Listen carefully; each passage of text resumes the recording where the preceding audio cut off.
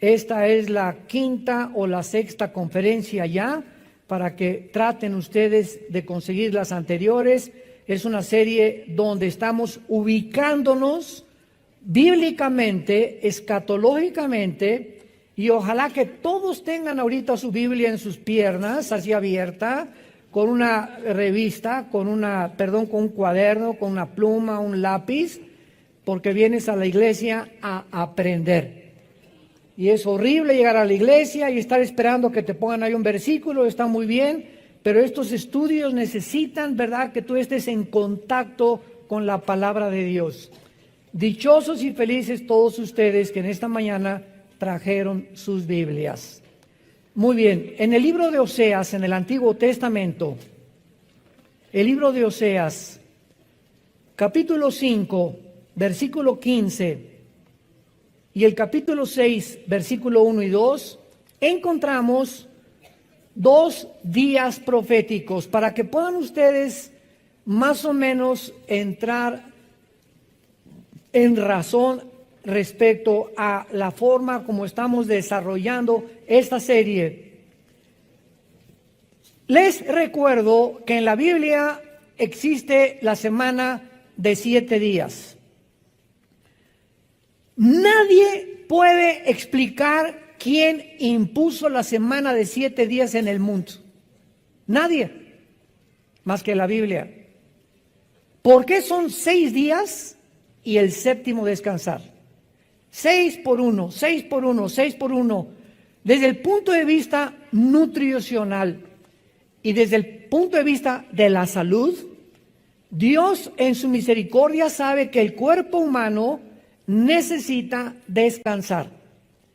Y cuando un ser humano no descansa el séptimo día, después de 6 días de trabajar, y si tú trabajas el domingo, bueno, el lunes es tu día de descanso, ya no hay ningún Shabbat obligatorio. Esto es importante recordarlo. Ya no tiene que ser el sábado. El cristianismo tiene el día primero de la semana, porque es el domingo, porque Pentecostés vino en domingo, Cristo resucitó en domingo. Los apóstoles comenzaron a juntarse ya no el sábado, sino el domingo. Recogían las ofrendas el domingo, etcétera, etcétera. Y muchos trabajan el domingo, entonces el día de descanso es el lunes. La cuestión es que trabaja 6 días y trata el séptimo día de no hacer nada. ¿Saben qué es nada? Exactamente, nada. O sea, increíble que hay muchas personas que creen que, por ejemplo, en tiempo de vacaciones, que son 4 o 5 días que tomamos, o 6 días, 2 o 3 veces al año, se llevan al laptop y ahí están con los periódicos y ahí están. En lugar de que el descanso es el descanso, las neuronas del cerebro necesitan descansar. Y cuando tú le pones demasiada presión a estar piense y piense y piense y piense, y el día de semana no dejas de trabajar, o estás que el trabajo y por allá, y dices, no voy a preocuparme ya de nada, mañana Dios ya proveerá, ya mañana será otro día, a lo mejor ni amanezco mañana, hoy voy a disfrutar a mis nietos, a mis hijos, vamos a ir al boliche, o una buena película, o a caminar por Chapultepec, o no sé lo que quieras hacer, pero no hagas nada para darle a tus neuronas el tiempo de la recuperación que necesitan para que no acabes en un psiquiátrico. Entonces, esto es desde el punto de vista de la salud y nutricional. En el aspecto teológico, estos 7 días de la semana, Israel tenía también días de años. En otras palabras, los 7 días se convertían en 7,000 años. Porque dice el Salmo 90 y 1 de Pedro capítulo 3, que para Dios un día es como 1000 años. Entonces, si Dios estableció 7 días para que pudiéramos regir nuestra vida normal y trabajar 6 días y descansar el séptimo, de la misma manera, en el plan profético de Dios, la historia de la humanidad va a durar 6,000 años. Y ahorita, desde que Adán y Eva pisaron este mundo hasta Abraham, hubo 2,000 años, si lo quieres ir apuntando. De Adán a Abraham hubo aproximadamente 2,000 años. De Abraham a Cristo hubo 2000 años. Y de Cristo a nuestros días, la iglesia lleva aproximadamente 2000 años. Muy bien. Si estamos cerca del año 6000, ¿por qué no sabemos si son exactos? Porque a principios de la historia de la edad de Cristo a nuestros días, se cambió el calendario. El Papa Gregorio cambió el calendario lunar de los judíos de 360 días al calendario solar de 365 minutos y segundos. Entonces, en este cambio entre los 60 y los 65, se perdieron años bisiestos, etcétera, etcétera, pero de alguna manera nos encontramos al filo de que se cumplan los 6000 años. Y estos 6000 años, que son de Cristo a nuestros días, aparecen en la Biblia. Sígame con muchísimo cuidado, porque esto es lo maravilloso de esta serie profética, que nos va a ayudar a saber si realmente nos encontramos en los últimos tiempos. Estos 2000 años que aparecen en el final tiempo profético de Dios, aparecen en el Nuevo Testamento como 2 días. Y vamos a ver que desde el Antiguo Testamento y en el Nuevo Testamento, cuando vemos 2 días, se refiere a 2000 años. Vamos a comenzar a comprobarlo en el libro de Oseas, capítulo 5, donde aquí tenemos escondido una revelación maravillosa, profética de Dios. Está hablando Dios acerca de Israel. Oseas 5, versículo 15. Y dice así: andaré y volveré a mi lugar. Es Dios el que está diciendo que va a andar durante un tiempo y después va a volver ¿a dónde? A mi lugar, o sea, el cielo. Ahorita lo vamos a comprobar que eso es lo que está hablando Dios. Les dije, síganlo con cuidado y saquen su lupa. Hasta que reconozcan su pecado y busquen mi rostro. En su angustia me buscarán. Dice Dios, voy a andar entre ustedes y me voy a ir. Y voy a regresar cuando Israel reconozca su pecado y busquen mi rostro. ¿Se acuerdan a Cristo cuando entró en su burrito a Jerusalén?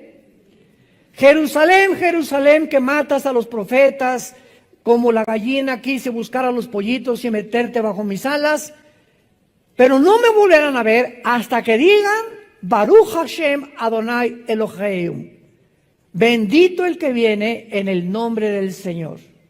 No me buscarán hasta que me reconozcan que yo soy el Mesías. ¿Y cuándo va Dios a reconocer, cuándo Israel va a reconocer a Jesús? Después de los 2000 años. Cuando termine la época de la iglesia, viene la tribulación y en estos 7 años Israel se convertirá a Jesucristo. Y lo dice el versículo 15, en su angustia me buscarán, que serán los 7 años de la tribulación. El tiempo de angustia, Jeremías 37 de Jacob, que en el Nuevo Testamento se llama la tribulación. Continuemos el capítulo 6. Vengan, y aquí ya hay muchísimo más profundidad, y volvamos a Jehová, porque Él arrebató y nos curará, hirió y nos vendará.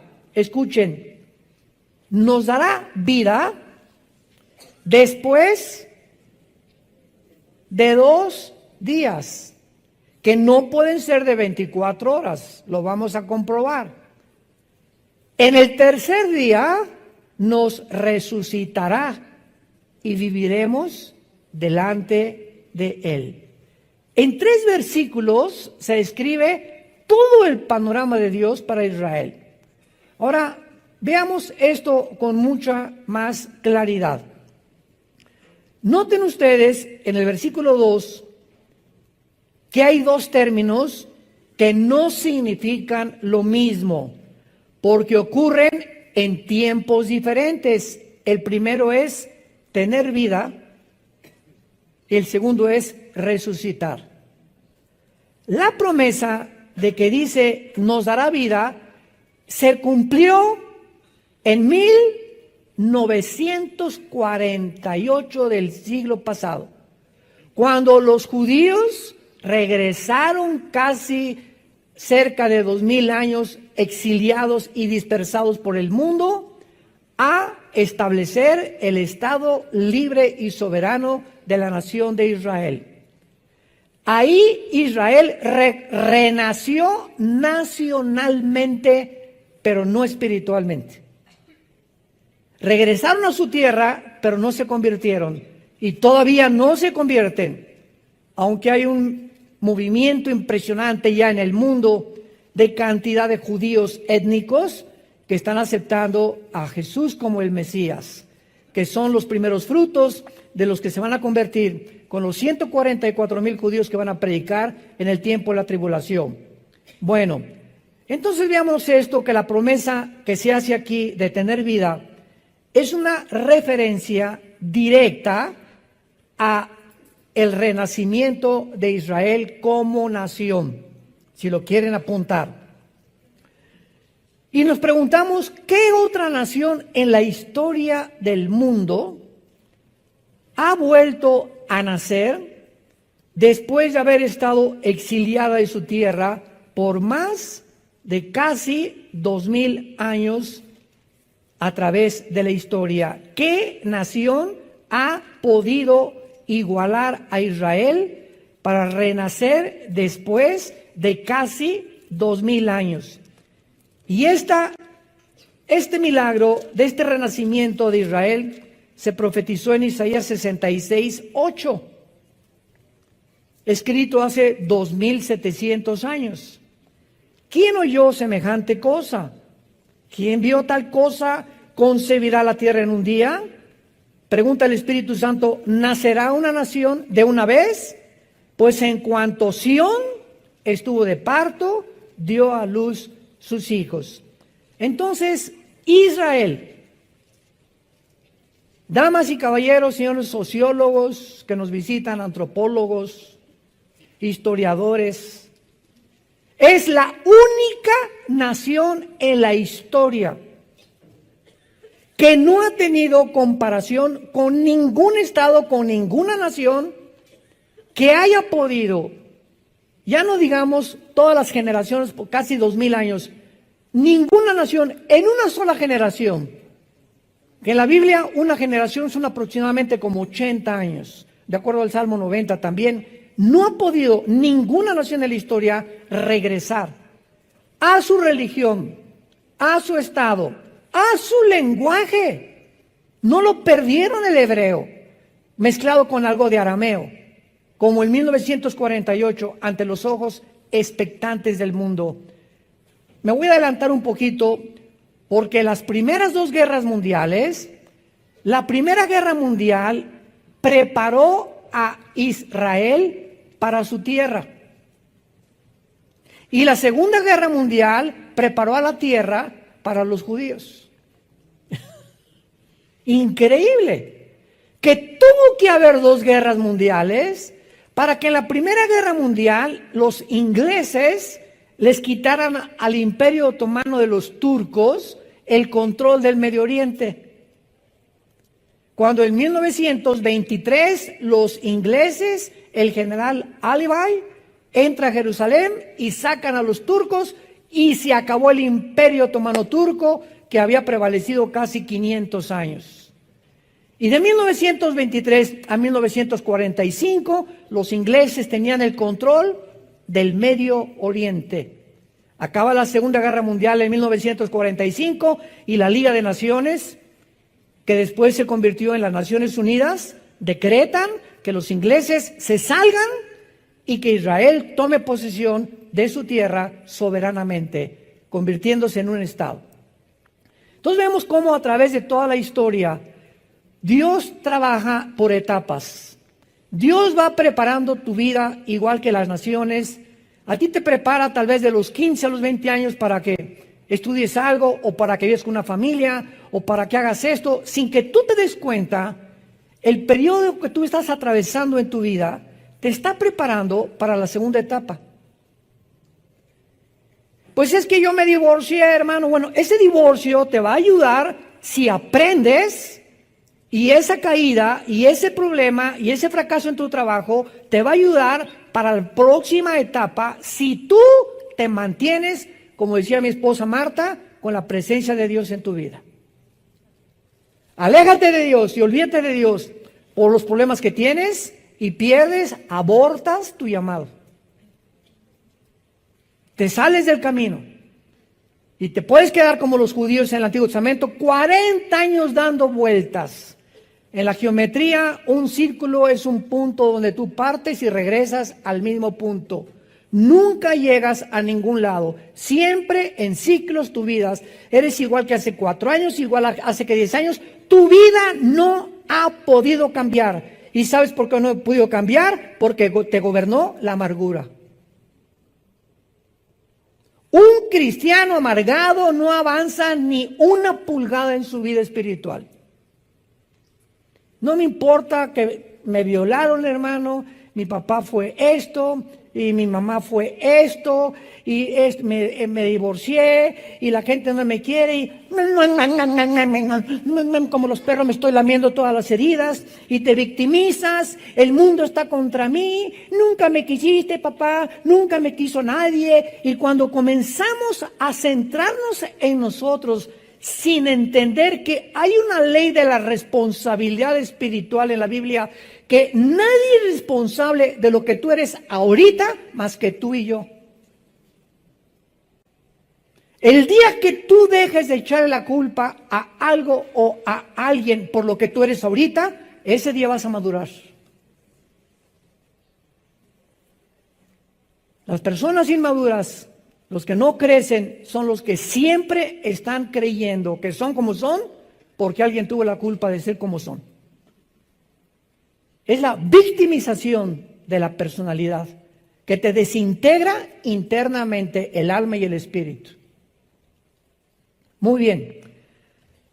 Ahora veamos la segunda fase en Oseas capítulo 6, que tener vida entonces es la resurrección de Israel como nación en el 48. Y noten ustedes que dice, después de 2 días, en el tercer día nos resucitará. La promesa de resucitar va mucho más allá de su renacimiento nacional. Aquí ya cuando hablamos de resurrección estamos hablando de una vida nueva. Israel nace de nuevo, nace como nación secular, y después, hasta que Cristo regrese, va a renacer espiritualmente. La segunda promesa de Oseas, marcada por el tercer día, apunta hacia el renacimiento espiritual de Israel. Nos resucitará después de los 2000 años. Y es cuando veremos nosotros Romanos 11, 25 y 26, y todo Israel será salvado. Romanos capítulo 9, capítulo 10 y capítulo 11 de la carta de Pablo a los romanos, 3 capítulos le dedica Pablo al renacimiento de Israel como una nación espiritualmente. Ahora, muy bien, veamos la promesa que Dios hace antes en Isaías, Oseas 15, andaré y volveré a mi lugar. Aquí está Cristo. ¿Saben quién está hablando aquí? Dios en la persona de su Hijo. Andaré y volveré a mi lugar. Vamos a ver ahora en el Evangelio de Juan, principalmente, cómo Cristo comienza a platicarles a sus discípulos continuamente, diciéndoles, me voy a ir, voy a regresar. Y estaban los discípulos, ¿a dónde? ¿A Tlacomulco? ¿A dónde te vas? ¿De qué está hablando? ¿Se va de vacaciones o qué? Pero él estaba citando Oseas 5:15, de que él iba a regresar a su lugar e iba a regresar al mundo cuando Israel se convirtiera, que será en el tiempo de la tribulación. Vayamos pues al Evangelio de Juan. ¿Ya ven por qué no traen su Biblia? Muchachitos. Capítulo 7. Juan 7. Entonces Jesús dijo, Juan 7:33, todavía un poco de tiempo estaré con ustedes e iré al que me envió. Todavía los discípulos con este lenguaje no lo entendían. Continuamente, vamos a seguirlo viendo, Jesús está anunciándoles que se va a ir. Y qué increíble que sepa Jesús a dónde se iba a ir después de muerto. Al que me envió a la tierra, me envió a morir. Pero yo sé que cuando después muera a los 3 días, voy a subir al que me envió. Veamos ahora Juan capítulo 13, nos brincamos hasta el capítulo 13, versículo 33. Hijitos, Juan 13:33. Aún estaré otra vez, aún estaré con vosotros un poco. Me buscarán. Pero como dije a los judíos, así les digo ahora a ustedes, a donde yo voy, ustedes no pueden ir. Ahí ya les dice a los discípulos con más claridad. Antes me voy a regresar con el que me envió. Y ahora les digo, cuando yo me vaya, ustedes no se pueden ir conmigo. O sea, yo me voy a morir primero que ustedes. Ustedes me van a alcanzar después, todavía no se lo revela, pero quiero decirles ahorita que a donde yo voy ustedes no van a poder ir. Y más confusión trajo a los discípulos. ¿Y ahora por qué nos quiere dejar huérfanos? ¿A dónde quiere ir que no nos quiere llevar con él? No tenían la idea todavía de la dimensión espiritual que Jesucristo estaba mencionando. Juan capítulo 14. No se turbe vuestro corazón del 1 al 3. Crean en Dios, crean también en mí. En la casa de mi Padre muchas moradas hay. Si así no fuera, yo os lo hubiera dicho. Voy a preparar lugar para vosotros. Aquí ya en tercer lugar, les dijo que va a regresar con el Padre. Número 2, que a donde Él va, ellos no lo pueden acompañar. Y ahora aquí les dice, a donde yo voy, les voy a preparar un lugar. ¿Irá a algún hotel? ¿Irá a la Riviera Maya a prepararnos ahí algo rico para vivir ya eternamente ahí en la Riviera junto con Él? Y aquí los discípulos, más que cualquier otra cosa, entraron en un estado de ansiedad por no entender espiritualmente las palabras de Jesús. Y en el versículo 3 les dice, y si me fuere y os prepararé el lugar, vendré otra vez. Aquí está hablando del arrebatamiento de la iglesia. ¿Cómo sabemos que no está hablando de la segunda venida, que es otro evento completamente diferente? Porque dice, y os tomaré a mí mismo. Esta palabra en el griego, paralambano, implica tomar así con fuerza. Y esta palabra con la palabra en 1 Tesalonicenses 4:17, el rapto, que es arpazo en el griego, arpazo se tradujo arrebatar, significa quitar con fuerza. Entonces, en el rapto viene Jesús y ¡boom! Millones de personas desaparecen del mundo. Viene a sacarnos del mundo y Él no pone los pies en el mundo. Él es del cielo, nos saca del mundo y nos reunimos con Él en el espacio cósmico. Y ya que estemos con Él, nos vamos hacia el tercer cielo con Él. Pero Él baja por nosotros porque el espacio cósmico es el dominio de Satanás. Y viene a proclamar a los ángeles caídos y a todos los poderes de las tinieblas, he venido y voy a regresar a conquistar este mundo para todos ustedes. Para que donde ustedes estén, donde yo estoy, ustedes estén conmigo. Muy bien, sin embargo, aun cuando actualmente nos encontramos en la época de la iglesia, que son estos 2000 años, esto es importante. La iglesia, amados santos de Dios, la iglesia no es la fuerza que está guiando el plan profético de Dios. La iglesia no es, repito, la que está guiando el plan profético de Dios, porque el factor crítico que Dios usa en toda la Biblia es Israel. ¿Te gustó? Todas las profecías bíblicas del final de los tiempos están relacionadas con Israel. La iglesia va a desaparecer al cumplirse los 2000 años, en el rapto nos vamos. Pero aquí en la tierra siguen 7 años de tribulación, donde Dios va a tratar con Israel para que ellos puedan, en este tiempo de angustia, al final reconocerlo como el Salvador. Y ya que Israel reconozca a Jesús como el Salvador, regresamos con Él en la segunda venida. Malaquías capítulo 14, pisará sus pies en el Monte de los Olivos. El año pasado que vayamos a Israel, vamos a ver el Monte de los Olivos. Se va a ver un valle de norte a sur, de occidente al oriente. Se va a hacer una cruz, un cisma como una cruz se va a hacer en Israel, donde nosotros bajamos con Él a establecer su reino milenial. Israel es el termómetro de Dios. Con esto estoy adelantándonos para que ustedes comiencen en esta serie que estamos estudiando, entender que ahora tenemos que tener nuestros oídos y nuestro enfoque para saber en qué tiempo nos encontramos, estar en contacto con lo que está pasando en Israel. Israel es el termómetro de Dios.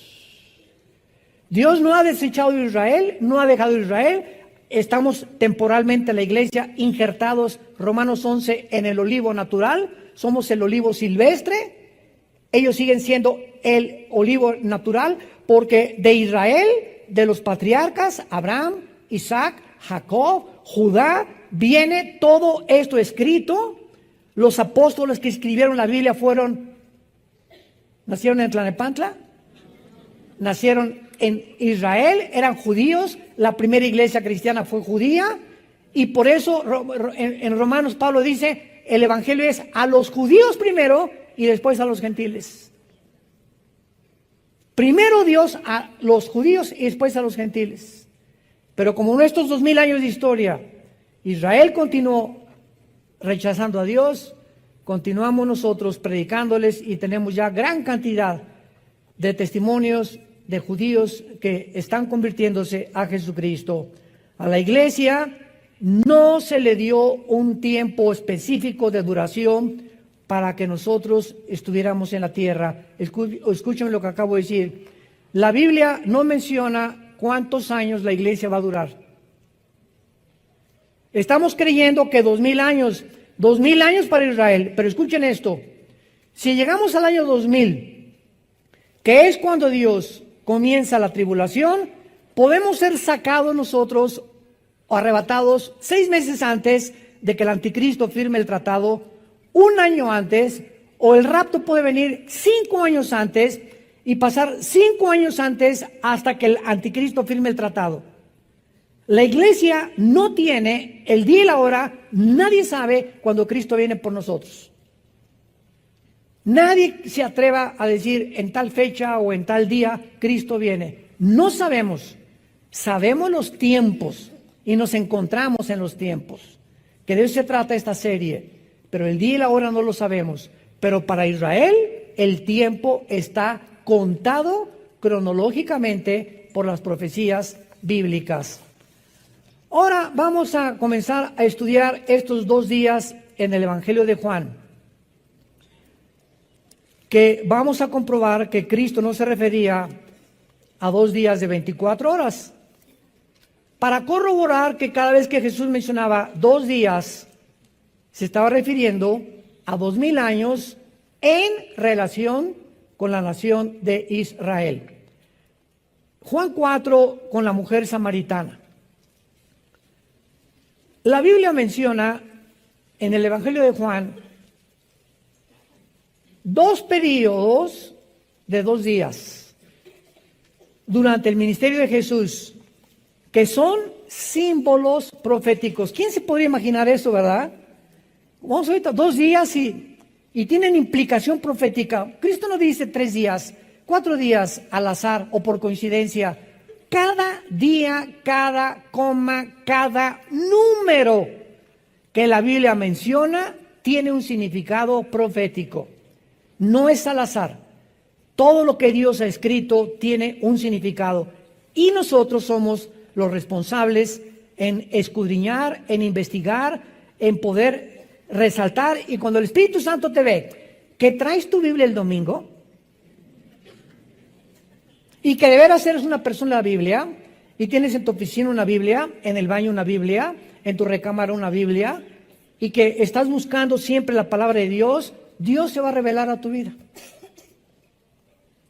Porque dice Deuteronomio 4, me buscarás cuando me busques con todo tu corazón. Pero vienes aquí con el Calimán. Ahí traes el periódico contigo ahorita. A ver quién gana, Monterrey o América. Vive la América. Independientemente, ¿verdad? Bueno, este es un chiste nada más. Juan 4, versículo 40. En este capítulo, rápidamente para introducirnos a lo que está antecediendo, Cristo se encontró con la mujer samaritana, todos ustedes lo saben, ¿verdad? En un pozo de Jacob, en la región de Samaria. Cristo le revela a la mujer que Él es el Mesías, que Él es la fuente del agua de la vida. La mujer gozosa era una mujer inmoral, llevaba 5 matrimonios, con el que vivía en amaciato. Cristo no la condena, era ignorante, pero era una mujer religiosa, porque comenzó a cuestionar a Cristo. Ustedes adoran allá y nosotros acá. O sea, ¿qué religión es la verdadera? Unos que los mormones, otros que los hindúes, otros que estos. ¿Hay alguna religión que se puede decir cuál es la verdadera? Una pregunta muy válida que hizo la mujer a Jesús. Y la respuesta de Jesús fue, mujer, créeme. ¿Cómo sabemos cuál es lo verdadero? Créele a Jesús. Ve lo que dice la Biblia a Jesús. No hay ninguna religión, Él no vino a fundar ninguna religión. Él vino a que le creyéramos que sus palabras son espíritu, son vida y vida eterna. Y eso te librará y te hará libre de las religiones, de las tradiciones, del paganismo, etcétera, etcétera, si le crees a Jesús.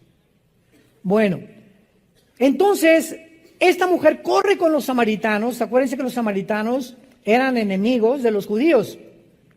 Porque los samaritanos, o sea, la región de Samaria está hasta la mitad de Israel y lo que sigue la región de Galilea. Entonces, a ver, aquí así rápidamente. Israel está dividido en Judea, Samaria y Galilea. El sur, que es Judea, es el Mar Muerto. Cuando vayamos al Mar Muerto el año que entra en junio, les apuesto lo que quieran, que las mujeres no se van a querer ir de ahí. ¿Saben por qué? Porque las cremas del Mar Muerto embellecen a la mujer. Son las cremas y el lodo que hay, se acuestan en el lodo, ahí se quedan a dormir las mujeres y se revuelcan para acá y para allá y por acá, porque el Mar Muerto tiene los minerales más increíbles que hay, a las tiendas de cremas. Bueno, ahí se vuelven locas las mujeres comprando cremas para la cara y para las uñas y para lo que sea. No, para las uñas no, ¿verdad, gorda? Bueno, yo no sé de esas cosas. Pero cuando fuimos la vez pasada, ¿verdad? No querían un día más las mujeres. Les dije, no, se someten. Muy bien, los samaritanos entonces se habían mezclado con judíos y los judíos los tenían marginados porque no eran puros. Estaban mezclados con los gentiles. ¿Cuándo fue esto? Cuando los asirios, 700 años antes de Cristo, se llevaron cautivos a las 10 tribus de Israel a Siria. Y entonces desde hace 2700 años hasta nuestros días, los judíos están en el mundo entero sin que sepamos a qué tribu pertenecen. Por eso hay judíos mexicanos, guatemaltecos, italianos, salvadoreños, ingleses, franceses, africanos, de Etiopía, en fin, están regados por todo el mundo sin que se sepan muchas personas que tienen su origen en una de las tribus de Israel. Muy bien. Entonces la mujer corre con los samaritanos. ¿Qué creen, verdad? Hay un profeta, estoy seguro que es el Mesías, etcétera, etcétera. Y entonces le piden a Jesucristo que por favor se quede con él. Y dice el versículo 27 de Juan capítulo 4.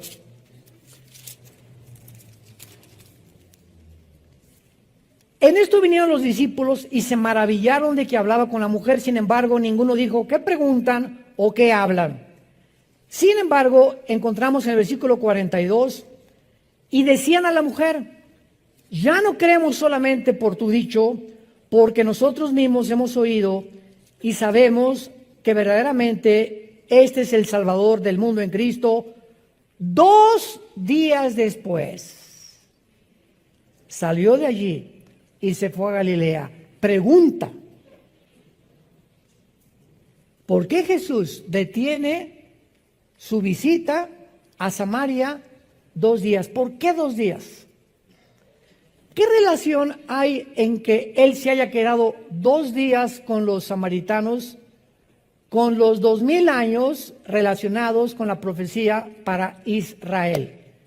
Y la respuesta es la siguiente. En todo su ministerio, casi ninguno de los judíos se convirtió. Y en la primera visita a Samaria, casi todos los samaritanos se convierten. Los marginados, los desechados del mundo. Y en ese momento, Jesucristo, al decir, me quedo 2 días con ellos, los samaritanos son un tipo de la iglesia. Ellos eran mezclados, gentiles con judíos, y la iglesia, ¿cómo está mezclada en el siglo XXI? Gentiles con judíos también. Y cuando Jesús dice, me quedo 2 días con ustedes, está hablando proféticamente que después de los 2000 años vendría Dios a establecer su trato con los judíos. Qué impresionante que es en un ministerio de 3 años y medio, donde la mayoría eran judíos, se rehúsan a creer en él, y en un solo día en Samaria, todos los gentiles casi creen en él. ¿Qué significado tenía, verdad? Que la época de la iglesia está mezclada también, pero predominantemente de gentiles. Ser un reflejo de este ministerio de Jesús que tuvo con los samaritanos. ¿Podríamos alguna vez habernos imaginado esto? ¿Ven cuántas joyas y cuántas piedras preciosas? Ahorita todavía están muchos. Lo comprendo. El año que entra lo vas a entender un poco más. Pero son piedras preciosas y joyas que vamos descubriendo en la Biblia. Y ¿saben cuál es el secreto de la Biblia? La conexión. Estar conectando versículos con otras partes para no sacar de un contexto un texto y hacer un pretexto. Esta es la razón por la cual hay tantas sectas que sacan un versículo sin tomar en cuenta otras partes de la Biblia, y entonces si no tienes el rompecabezas completo, no puedes enseñar la Biblia, porque estarías enseñando herejías. Y este es lo precioso que tenemos nosotros en la Biblia. Pero vayamos al segundo caso en la Biblia, Juan capítulo 11, donde se encuentran otra vez los 2 días en la resurrección de Lázaro. Esto está tremendo. Capítulo 11 de Juan. Esta es la segunda vez en todo el Evangelio de Juan, donde un periodo de 2 días aparece en la historia de la resurrección de Lázaro. La resurrección de Lázaro. ¿Qué leímos en Oseas? Nos resucitará después de 2 días. ¿Verdad? Ya estamos uniendo cabos, como que ya comienza a ser un poco más claro el rompecabezas. Muy bien. Ya hemos visto claramente en el versículo 24 que de una forma sospechosa, Marta le dice esto a Jesús. Juan 11:24. Marta le dijo, yo sé que resucitará en la resurrección en el último día. O se tradujo en el día postrero. Marta sabía de alguna forma que para Israel habría un tiempo de la resurrección. Y si Cristo habla de 2 días, está hablando del tercer día que Cristo resucitó. Sin que Marta supiera, como cuando Cristo se presentó ante Pilatos, uno de los sacerdotes de ellos dijo, ¿verdad? Es mejor que un hombre muera y no que mueran todos, profetizando el ministerio que Cristo iba a tener en la redención del ser humano. Entonces, hay muchas cosas en la Biblia que muchos hombres hablaron sin darse cuenta que estaban hablando a través de Dios. Que el Espíritu Santo estaba usando sus bocas sin que supieran ellos qué estaban diciendo, como cuando David escribió el Salmo 22. David agarra la pluma un día en su castillo y comienza, Dios mío, ¿por qué me has desamparado? Horadaron mis manos y mis pies, sobre mi ropa echaron suertes. Mi corazón fue como la cera, los toros de Basán me han rodeado. David, 1000 años antes que Cristo fuera a la cruz, estaba escribiendo lo que 1000 años después iba a suceder en el Monte Calvario. Con detalles. Sobre mi ropa echaron suertes, me crucificaron. Las palabras que Jesús dijo, lama sabactani, Dios mío, Elí, lama sabactani, ¿por qué me has abandonado? Las escribe David 1000 años antes. ¿Ustedes creen que David sabía lo que iba a pasar en el Monte Calvario? Este es un ejemplo, ¿verdad? Isaías 53, despreciado y desechado entre los hombres, varón de dolores, como que escondimos el rostro de él. ¿De quién está hablando? Del Mesías que vendría 700 años después. Isaías no tenía idea, porque cuando Cristo hace su aparición en el mundo, ninguno de los líderes religiosos, los teólogos, los fariseos, los que conocían más que el populus, la teología y la Torá, etcétera, etcétera, no pudieron entender, escuchen con cuidado esto, que el Mesías tenía primero que morir. Y esta fue la trampa del plan de Dios al diablo. Dice en 1 Corintios capítulo 2, si los príncipes de este mundo, o sea, los principados satánicos, hubieran sabido y conocido la sabiduría de Dios, nunca hubieran crucificado a Cristo. Si el diablo hubiera sabido que Cristo iba a resucitar, no se hubiera metido en Judas. De menso lo hace. Pero cuando Cristo resucita, el plan escondido de Dios, ni los ángeles lo conocían, era un secreto entre Dios y su Hijo Jesucristo. Entonces, en el Antiguo Testamento, lo único que aparece es un Mesías, pero la mayor parte de ellos creían que era el Mesías o el descendiente de David. Y cuando el Cristo toca y tienta el diablo a Cristo en el desierto, le dice, si tú eres el Hijo de Dios, realmente di esas piedras, o sea, si tú no eres el descendiente de David, sino que si eres el Hijo de Dios, pruébame que tú eres el Hijo de Dios. El diablo sospechaba, pero no estaba seguro que era el Hijo de Dios. Ahora alguien podría preguntar, oiga, pero cuando entró Cristo a una sinagoga, los demonios lo reconocieron. Escuchen, sabemos quién eres, el Cristo, has venido a atormentarnos. Es toda la información que tenía. Sabemos que eres el Mesías, el Cristo, que significa el Mesías. Pero no sabían el plan que tenía que morir. Oye, hermano, pero después de cuando les comenzó a preguntar a los discípulos y es necesario que el Hijo del Hombre sea entregado en manos de pecadores y al tercer día resucite, pues el diablo no estaba oyéndolo. Escucha esto, si tú no tienes al Espíritu Santo, aunque oigas esto, no lo vas a entender. Yo puedo venir ahorita con una persona de otra religión, oye, es que María no es corredentora con Cristo. Los santos no pueden perdonar los pecados. Aquí está en tu Biblia. No. Es mi religión. No voy a rechazar mi religión.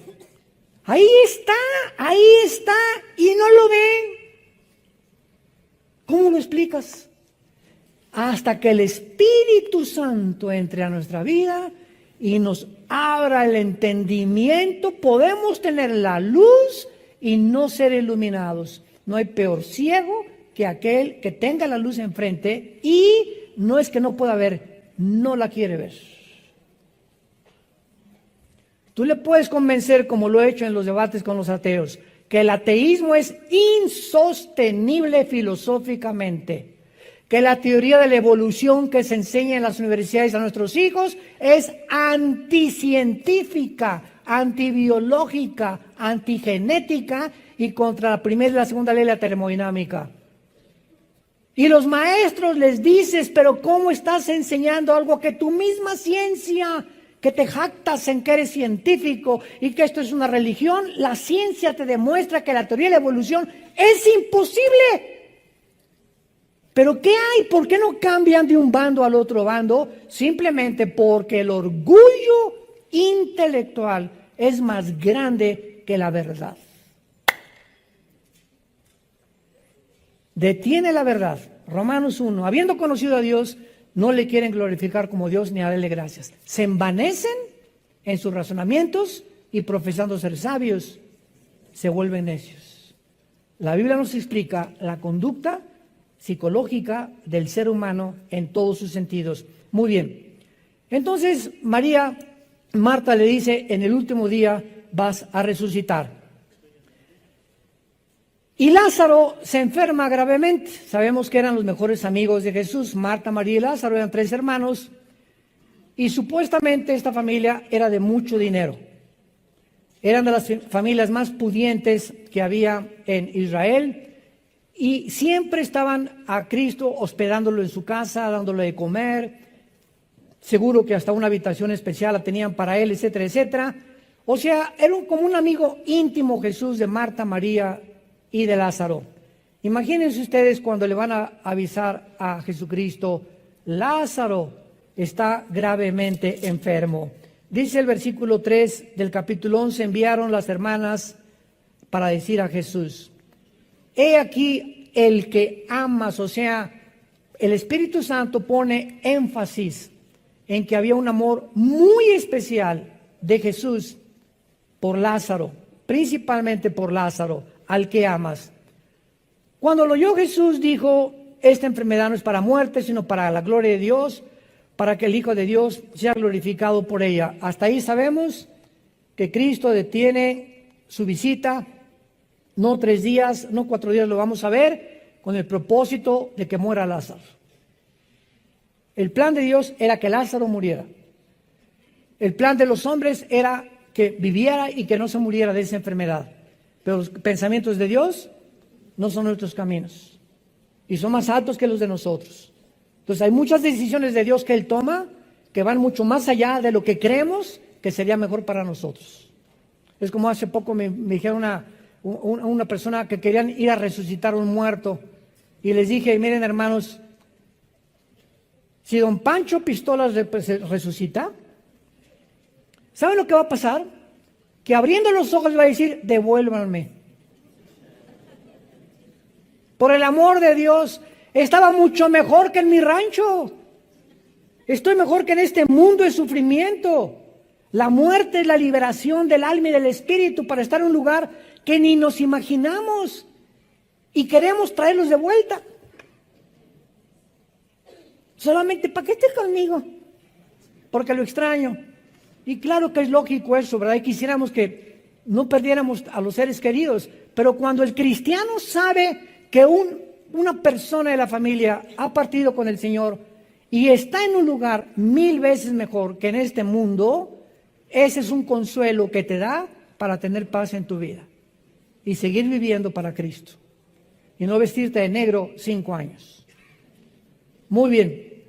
Entonces le envían a Jesucristo y dice el versículo 6, cuando oyó pues que estaba enfermo, se quedó 2 días en el lugar donde estaba. ¿Por qué 2 días? Siempre pregúntate en la Biblia, ¿por qué? ¿Por qué? ¿Por qué? ¿Por qué es esto? El mundo de los por qué que pertenece a los niños. ¿Por qué los globos se elevan, papá? ¿Por qué en el avión veo como hormiguitas a la gente? ¿Por qué esto? ¿Por qué el otro? ¿Por qué se hace caliente el agua? ¿Qué es lo que calienta el agua? ¿Por qué el agua se evapora? Y los niños tienen 1000 preguntas y crecemos, llegamos a los 50 años y dices, ya lo chepo todo. Qué feo, ¿no? Cuando hay tiempo de preguntas y respuestas en los seminarios que tenemos, veo cantidad de cristianos que no tienen preguntas. ¿Cómo que no lees la Biblia? Oye, leo la Biblia y 1500 dudas salen. Nunca podremos conocer la respuesta a todas las dudas, seríamos dioses. Entonces, mientras estemos en un mundo limitado y la mente de Dios, que es la palabra de Dios, tendremos 1000 dudas. Y el secreto es no quedarte con las dudas, investigar, preguntar, porque Dios quiere responderte. Entonces, se queda 2 días y la pregunta es, ¿por qué? ¿Por qué 2 días se queda Jesús en Betania? Intencionalmente Jesús retrasa su viaje. Ni siquiera acabé y miren, ya están. Qué malintencionados, ¿verdad? Para manifestar el poder de Dios en la resurrección. Pero tenemos aquí algún tono profético para su retraso de 2 días. Es la pregunta que tenemos que contestar. Ya sabemos que los 2 días para que resucitara y corroborar que al tercer día también le iba a resucitar, porque entonces al tercer día resucita Cristo a Lázaro, proféticamente anunciando y señalando su resurrección. Pero ¿habrá algún tono profético relacionado con los 2 días de Israel? ¿Está Lázaro representando simbólicamente a Israel?